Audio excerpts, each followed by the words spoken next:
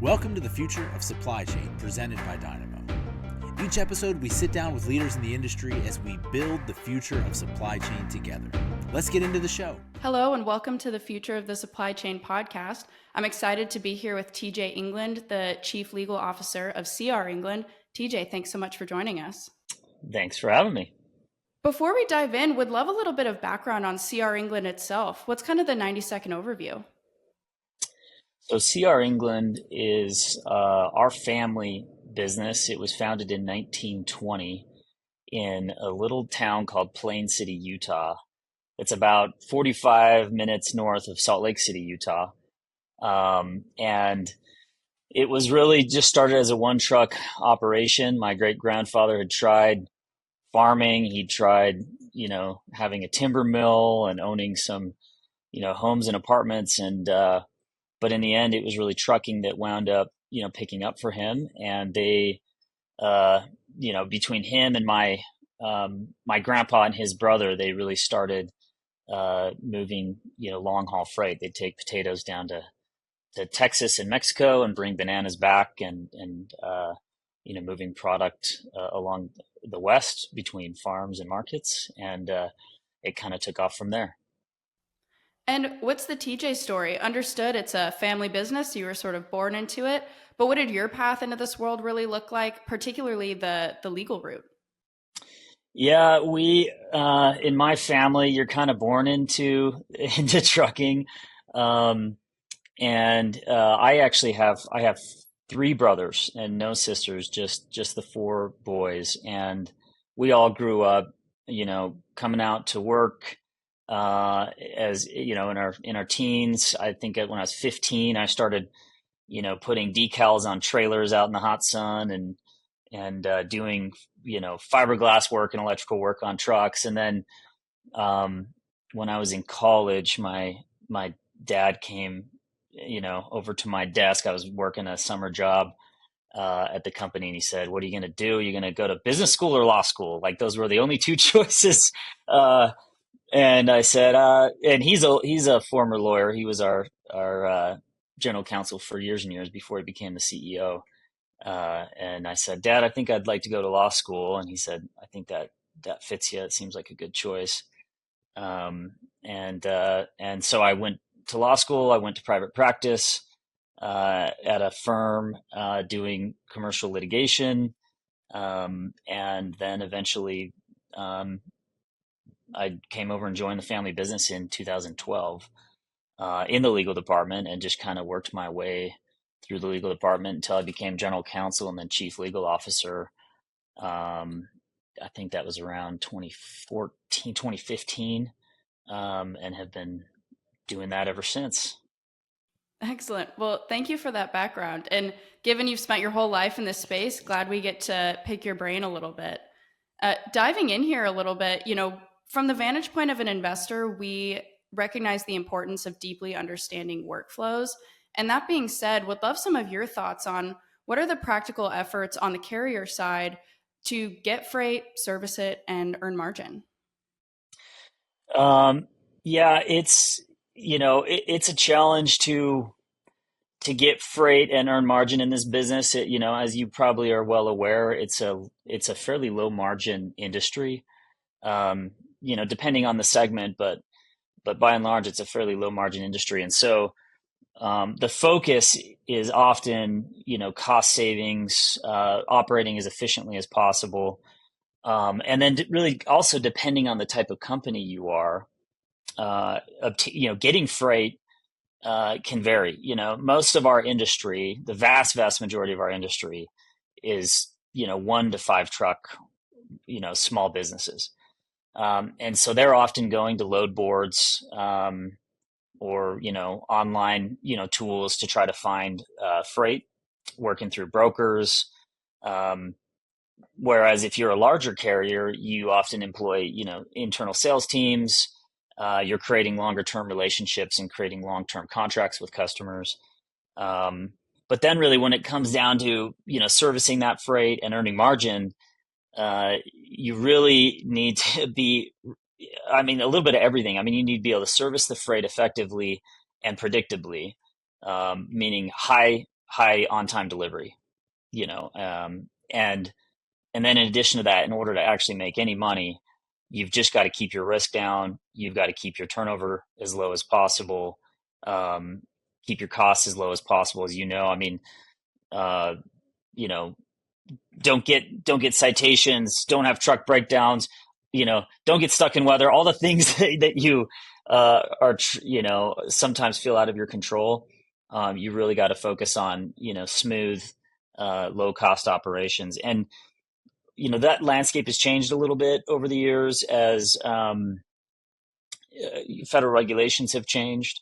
Uh, you know, for instance, one big change is the advent of electronic logs, required by the federal government. Large carriers have been doing that since, I don't know, 2009, 2010, or maybe even earlier.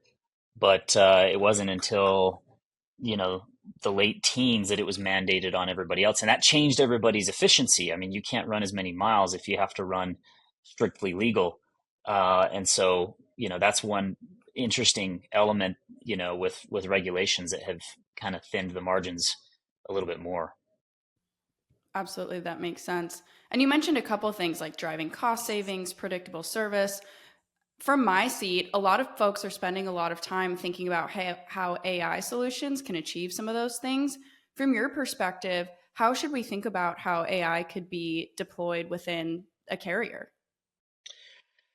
We've been exploring that. Obviously, AI has been top of mind lately. We've seen what's happened with NVIDIA and a variety of other companies that are kind of promising a lot from AI and similar technologies.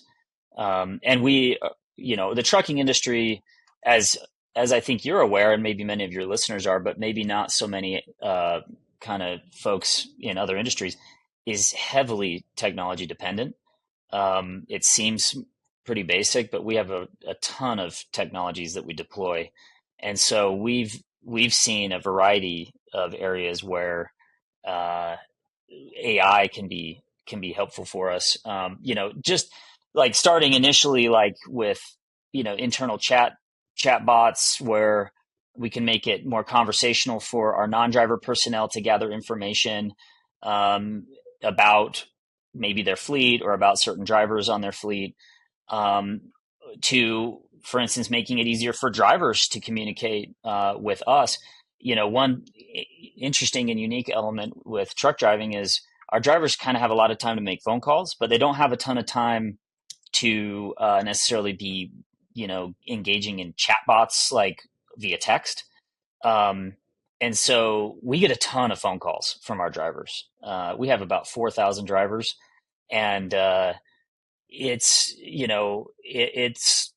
pretty consistent phone calls because they have time to make those calls and ask questions and seek out information.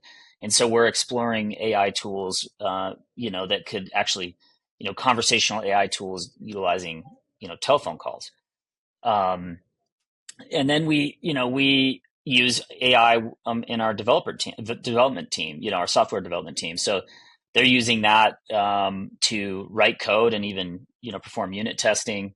We're using it with some of our safety technology vendors. So right now, we're actually in the process of replacing our forward-facing camera technology, and AI is a new feature in kind of predicting risk, but also being more proactive in intervention with our drivers. So explaining that a little bit uh, further, we can record our drivers driving, we can record incidents that they get in, and then we can review those incidents and train them later, and we do a lot of that.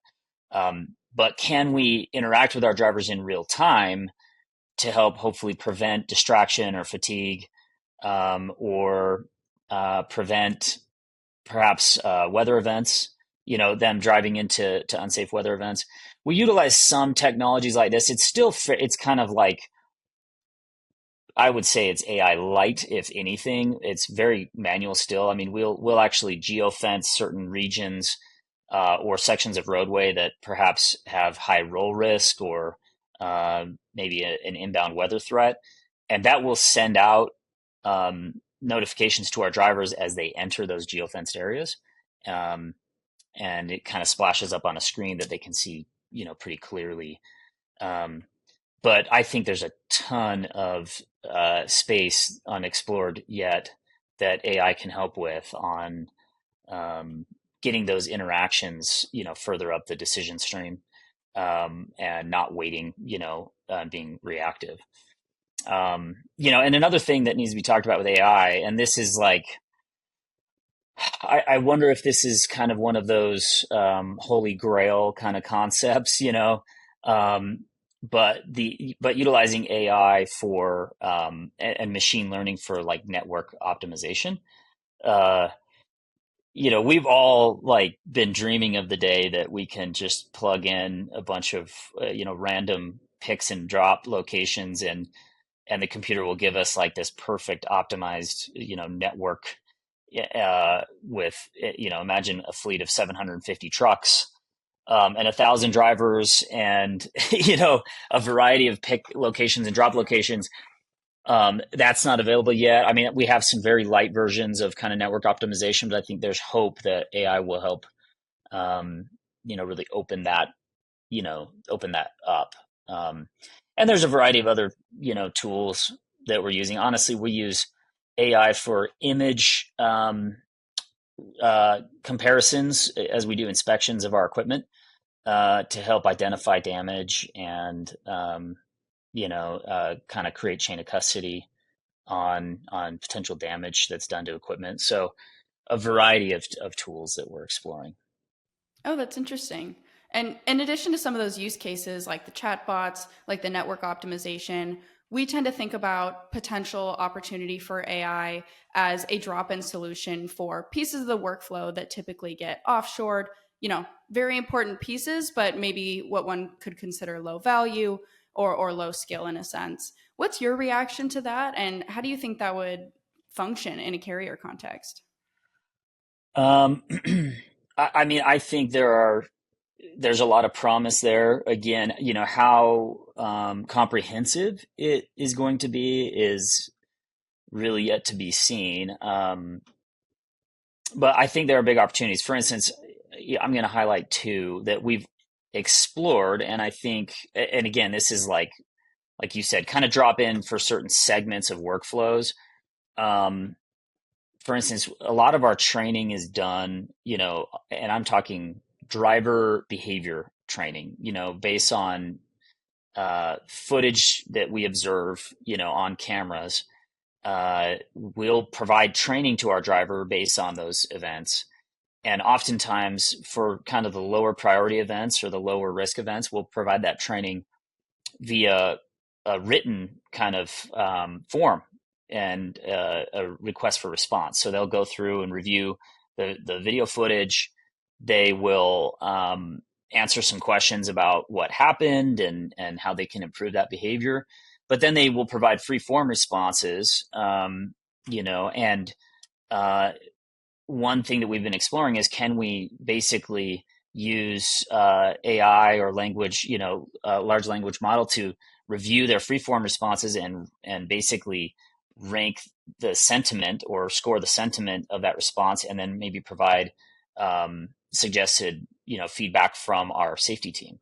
Again, it's like a tiny segment of a larger workflow. But then maybe over time, another segment is reviewing video for false positives.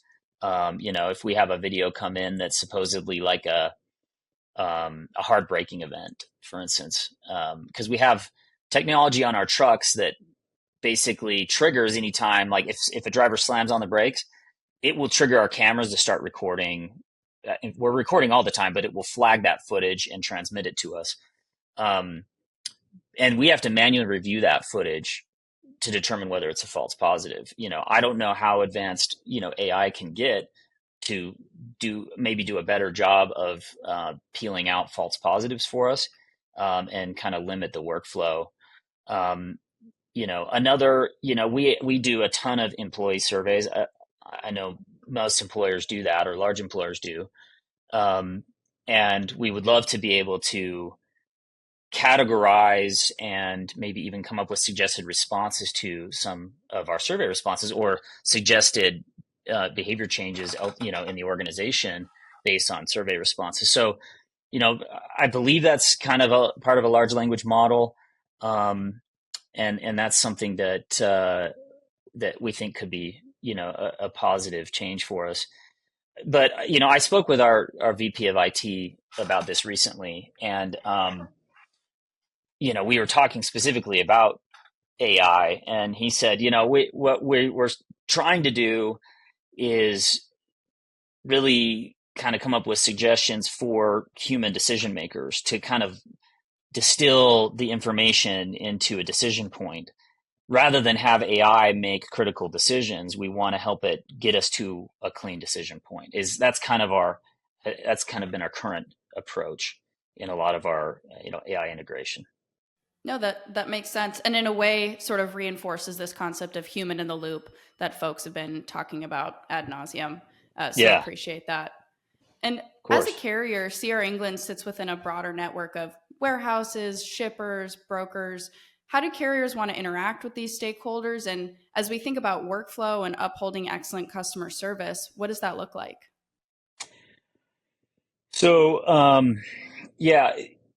we are in a big network, and it makes it very kind of a unique challenge in the trucking industry. There are so many players in so many segments. We have become, over the years, since 1920, originally we were over the road, long haul, irregular route, kind of random picks and drops all over the country for a variety of different customers. And that is a very, big communication challenge, because the freight is different. It can be different for every driver every day. Right. And so how do you kind of bridge those communication gaps? That is a big challenge. Technology has improved over the years where we can provide our drivers with their, on their onboard computers with notes about particular, freight that we're receiving from our customers, and we can kind of go through those conversations with them. But that's a challenge. Now, in the last several years, we've pivoted more towards a dedicated operation. We've got around 4,000 trucks on the road, but the vast majority, 80% of those, are in dedicated arenas. And for your audience, a dedicated arrangement is basically where we have one customer. For instance, think Anheuser-Busch, where we have 120 trucks or something servicing one distribution center for them, and moving in and out, and they're the same drivers every day of the week, and those drivers know the customer. Sometimes they know the customer's freight better than folks just even a few steps up the rung at our customer, because they're the ones on the ground servicing it. They know how it works. We have long-term relationships. Some of our dedicated accounts we've been with for 15, 20 years. And so we just, those communication lines, get better and better as it occurs. But, more broadly in the industry, there have been attempts to try to solve the communication problem, right? I mean, trucking, it's rife with potential challenges. When we pick up a load, we can get a load tender. We go pick up the load. We can encounter delays at the pickup. We can encounter mechanical issues even getting there. We can encounter mechanical issues en route, weather, traffic, road closures,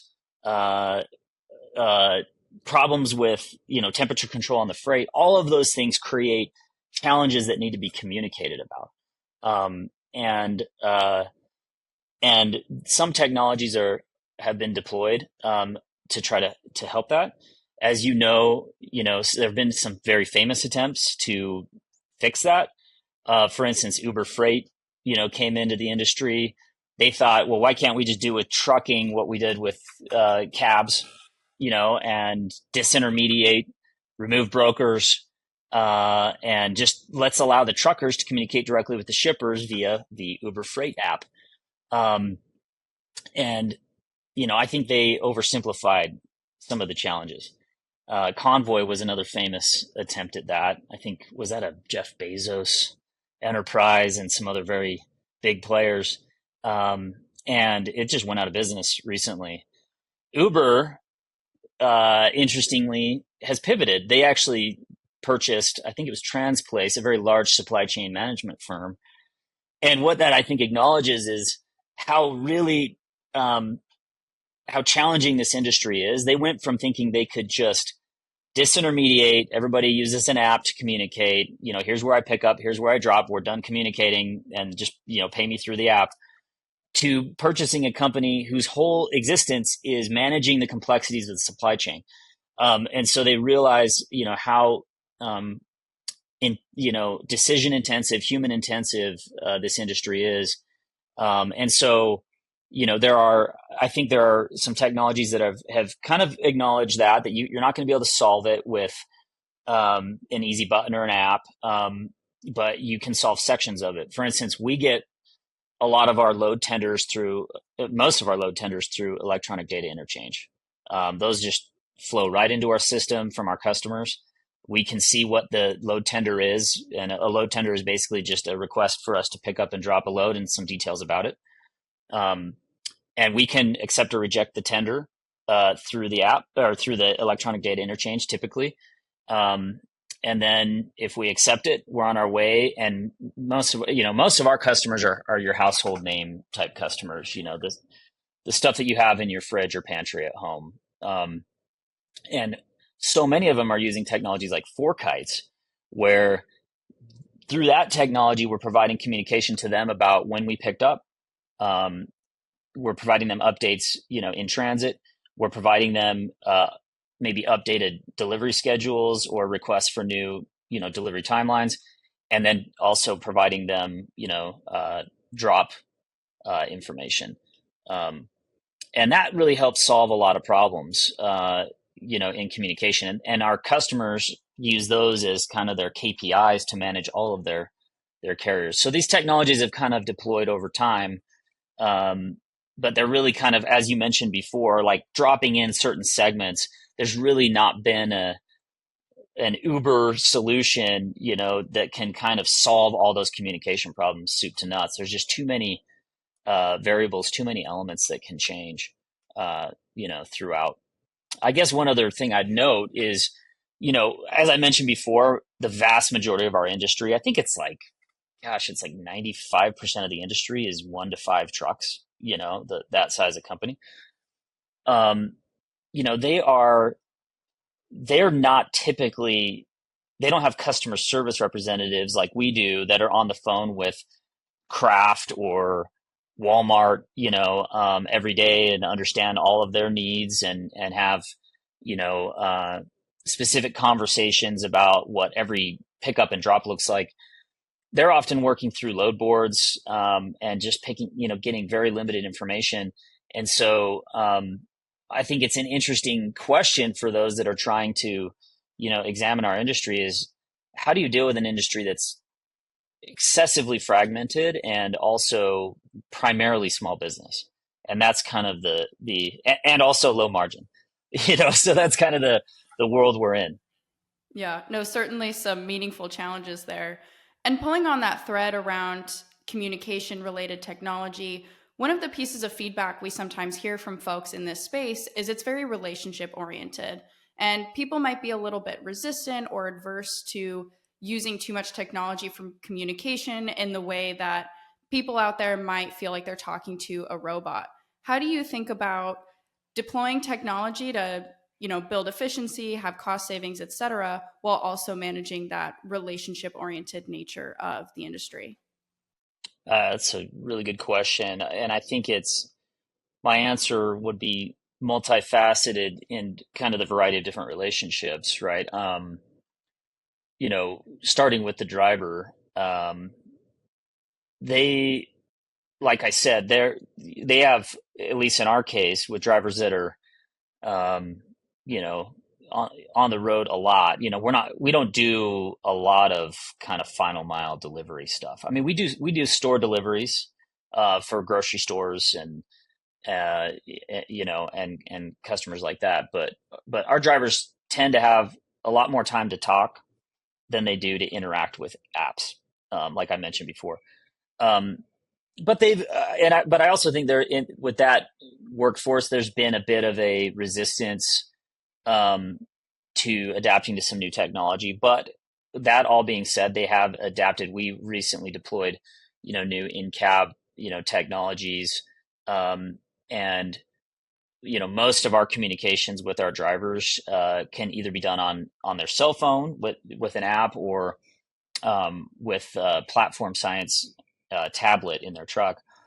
Um, but in terms of like automated communications, we have very little of that. And oftentimes, and I know I've dealt with this myself, just think, anytime like you've wanted to make a return, if you bought something at Nordstrom or Macy's, or, pick any place, Home Depot, and you need to make a phone call to find out, what to do with this. And if you get stuck in an endless loop of recorded responses or pushing keys to get your right answer, I don't know if I'm a loner in this, but I always am like hitting zero, like representative. Like I just need somebody to talk to me and understand my exact situation, because it's pretty rare when we can kind of funnel everybody into a neat little box, in terms of what information they need.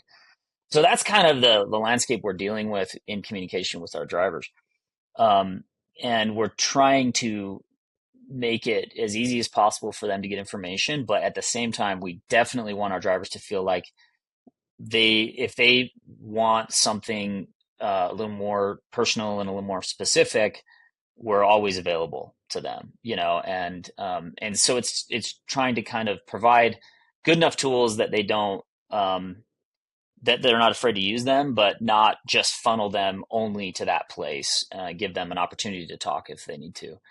And we found that in a lot of cases, if they can self-help through technology in an easy enough way, they'll choose that if they can, and rather than call us all the time.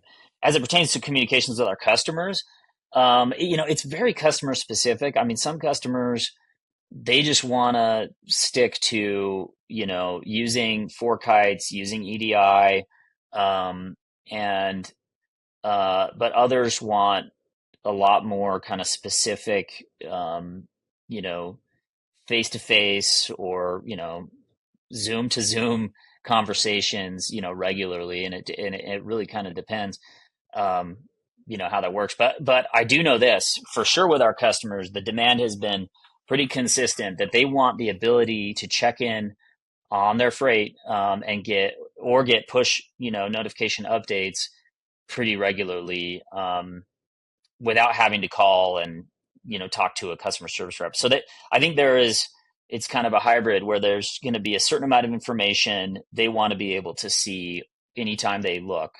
but that they too want somebody they can call, if there's a specific issue that's come up, or some sort of issue that needs a little bit of handholding.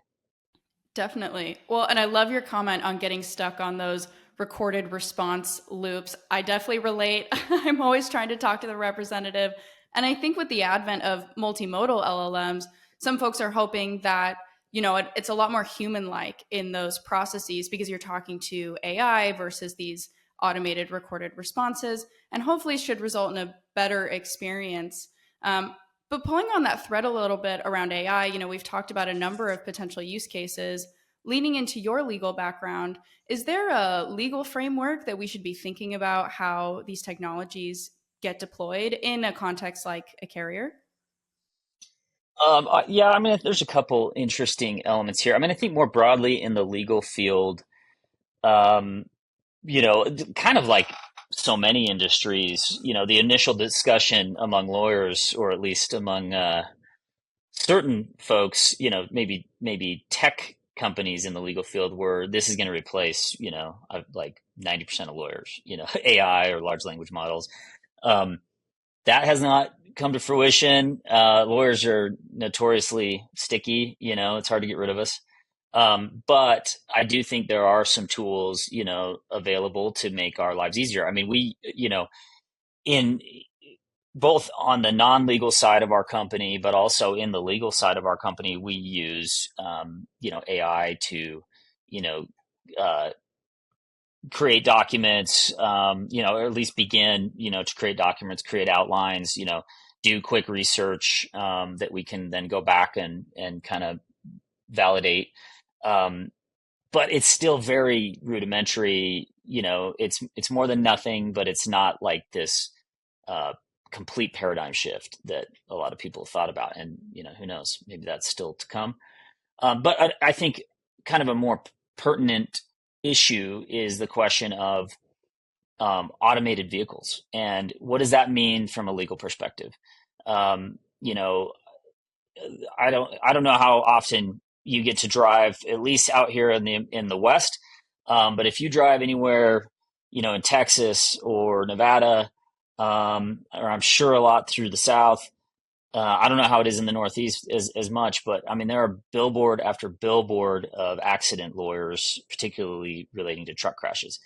And it's become a huge profit center for lawyers. And with the discussion and kind of the rise and then subsequent, fall of the expectations of automated vehicles, including automated trucks, there were discussions from some providers that they would cover any sort of claim or risk that arises during an automated driving segment. In fact, we had one potential truck vendor in particular that basically said, look, from the moment you go no driver, input to the moment the driver gets back in and takes control, we are going to cover any risk that arises during that period. And meaning, like, they would insure it, they would litigate any issues that come up. That entity is no longer functional in the United States, unfortunately, and and I don't think that promise is really materializing, especially as it's getting more and more expensive to litigate those claims. And so I think there was some thought that that could be a dramatic risk shift element, AI. I still think, not to get too in the weeds on litigation issues, but accident litigation is a material issue for, I think, every American, because it's a huge hidden cost to everything you purchase. These massive verdicts for cases, I mean, they've gone up. I think it's something like 1,000% in the last 5 to 10 years. The size of truck accident verdicts, and that is a hidden cost that impacts everybody, because it just drives up the cost of transportation, it drives up the cost of insurance, and it drives up the cost then, therefore, of every product in the grocery store on every shelf. I've had a lot of people ask, okay, so what's going to give on accident litigation? And as of right now, I don't feel like a ton is going to give on the risk, unless we can get much, much better on deploying better safety technology and, frankly, remove that risk. Just have fewer wrecks, because we've got technology in both passenger vehicles and large trucks that can prevent accidents at a higher rate. And I think that is going to be the big game changer in terms of cost in the entire supply chain. One other example of that is the derailment, that we saw in East Palestine. Huge litigation, obviously, surrounding that. But what a lot of folks don't know is that train derailments happen a lot. And I'm not trying to throw our friends in the railroad industry under the bus.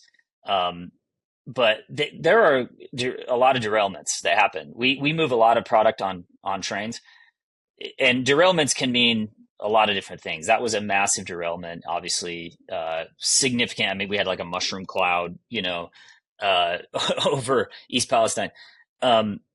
But that became so pertinent to people. They didn't realize how frequent train derailments are happening.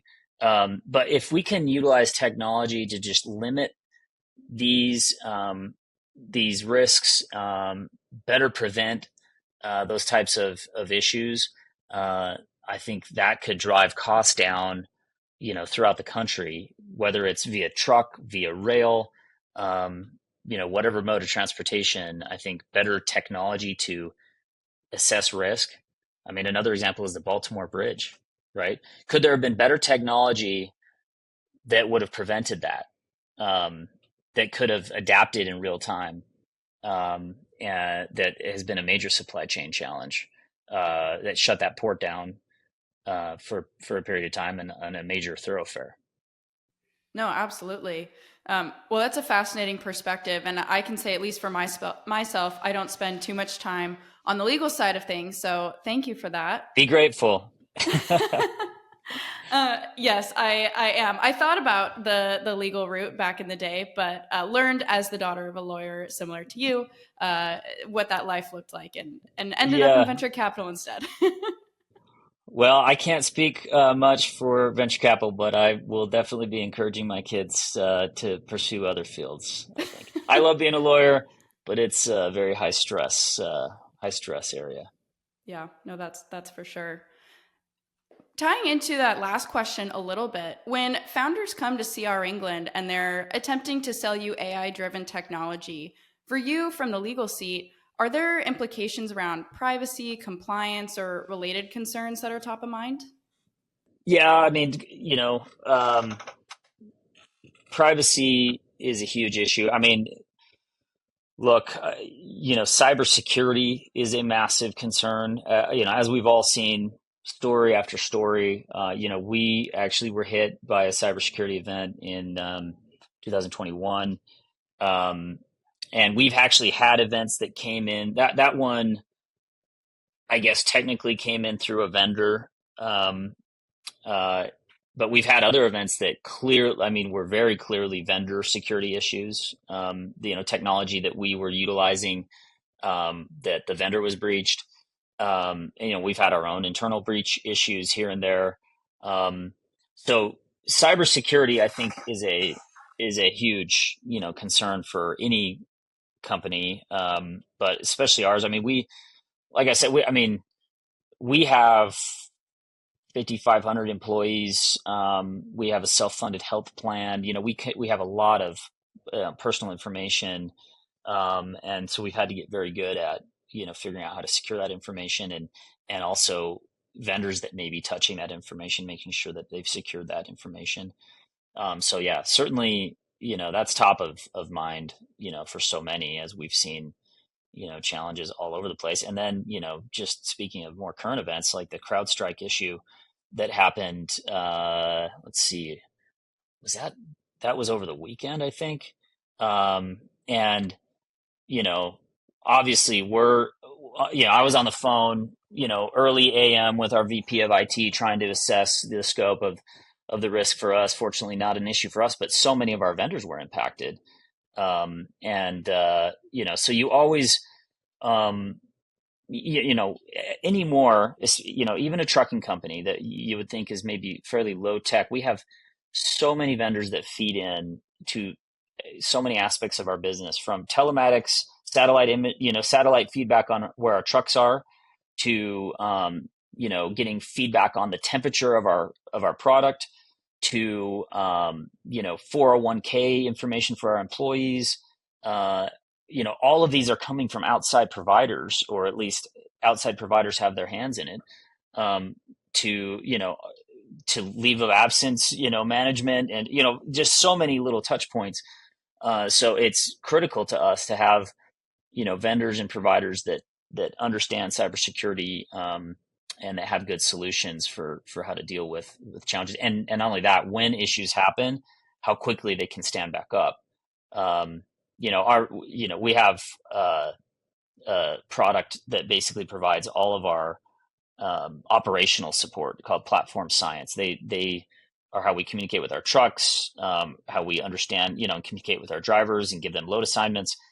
And when that system goes down, which it does from time to time, very rarely, they're quick to get back up. But if they take, we've had prior vendors that have taken, longer time to get back up, and it's a huge operational impact for our business. We have thousands of drivers sitting throughout the country wondering why they're not getting, load tender information, communication from home base. It can be a major challenge if we don't have vendors that are dialed that way.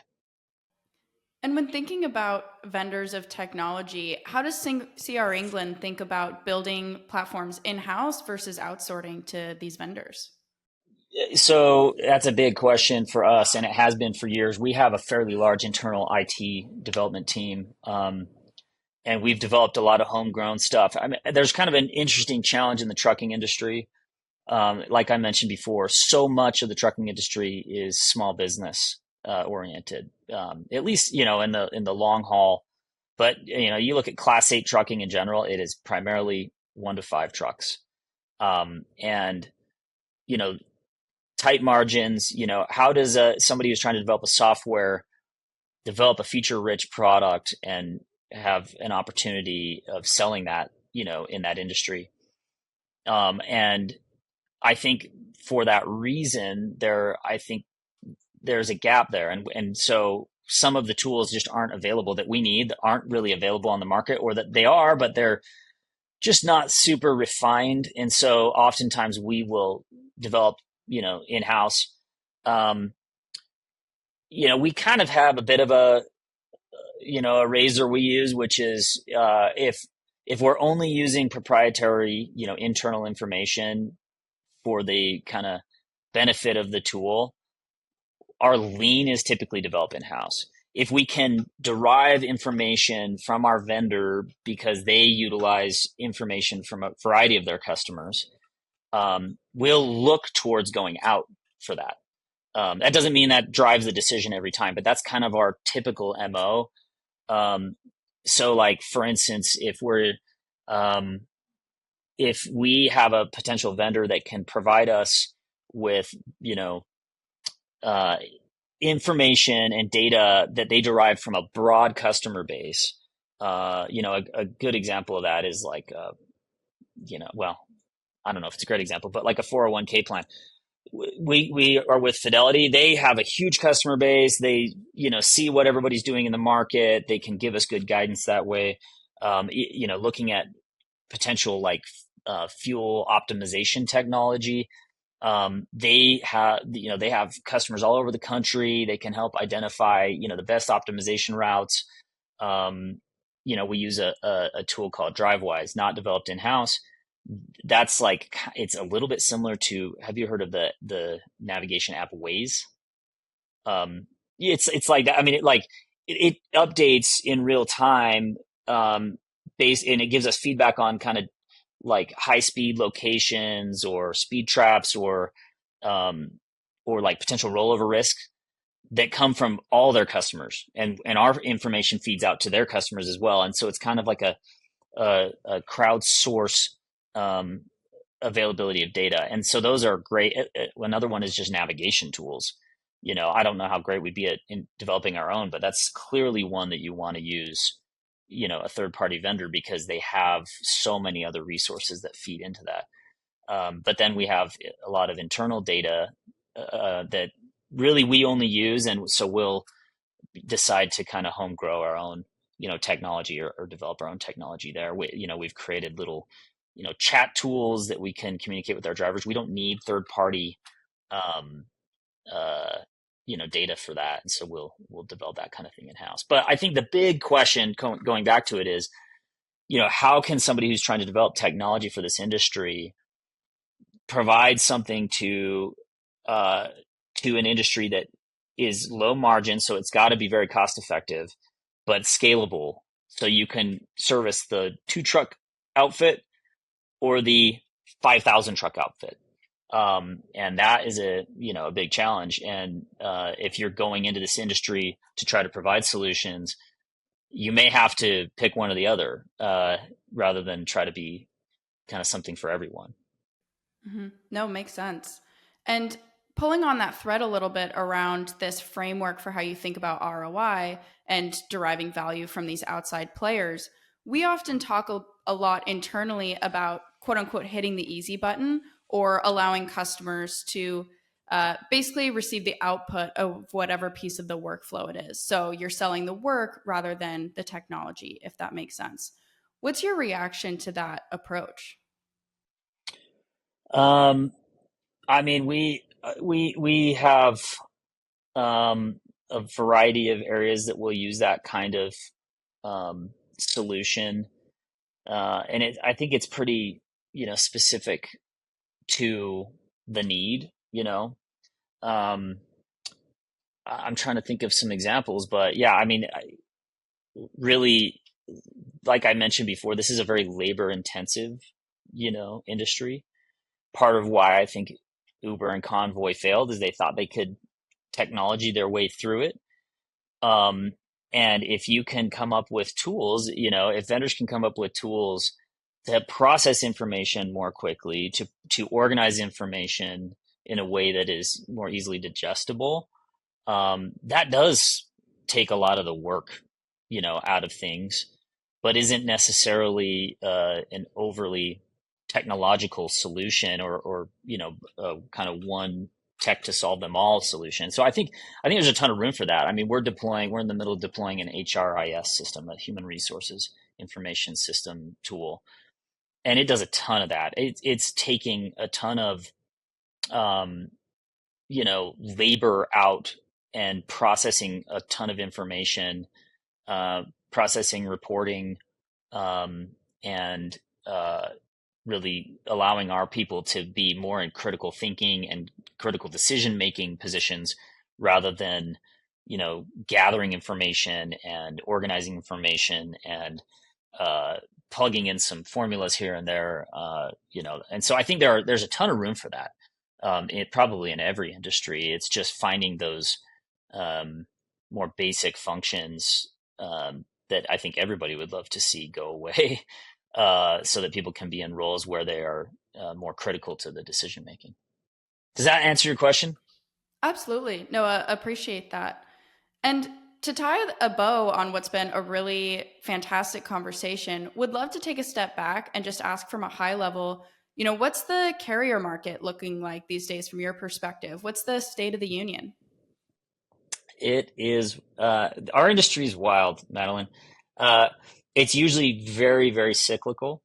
Um, and that's often driven, well, it can be driven by a number of factors, but it's driven often by driver and truck capacity. And um, we had, I think, pretty much everybody had their best year ever in 2022, um, and some even into 2023. The post-COVID supply chain disaster led to really high rates because everybody needed their products. Demand was crazy with a ton of stimulus money that was flowing into the economy and to people's pocketbooks, and people also unable to leave their homes to travel or do whatever. I mean, we saw a massive boom in consumer spending on goods, and the demand got so high that you recall. I mean, like shipping containers coming from China. I think those they may have 10x'd, how expensive it was to move those products. And the same was true for moving products throughout the United States on truck and train. It got very, very expensive to do it. And so then what happened is, in an industry that's full of small businesses and very, very fragmented, it's a very pure market. Everybody came flooding in. So, I mean, the amount of trucking companies that started up in 21, 22 into 23, it was, in the hundreds of thousands. And with that many coming into the industry, what usually happens is you've got a huge availability of, truck capacity. And so, shippers like, Coca-Cola or Walmart or Target or whoever it may be can find trucks easier. And so therefore it's cheaper to move products. And usually what happens is when rates go down, then everybody exits, not everybody, but so many exit because they can't really afford to operate when the rates are, heading down. Well, we've been on a very long, it's like, I think been a 2-year downward rate trajectory. Um, and I think rates have dropped more than 40% off of their high. And just think about that. Think about, any business, anybody listening to this call, how could you operate 6 months from now if your revenue was down 40%? What would you have to do, right? You'd have to get lean. And but the problem is, for some reason, it's been a very different down cycle. Most of the time, people leave when rates go down.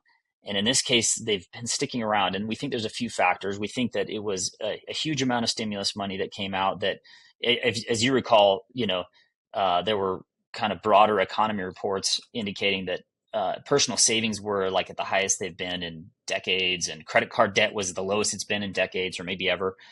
And then there was a government program called the Economic Injury Disaster Loan Program that was run by the Small Business Association.